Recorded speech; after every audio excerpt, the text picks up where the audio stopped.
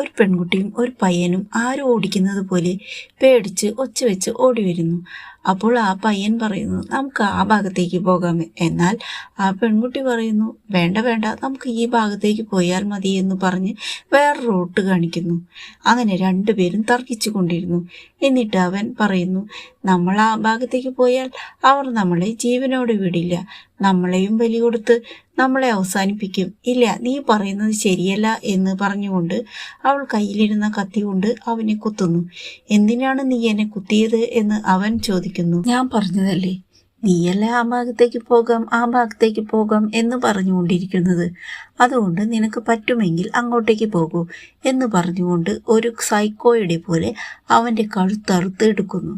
എന്നിട്ട് അവൻ്റെ തല കയ്യിലെടുത്ത് നോക്കുന്നു.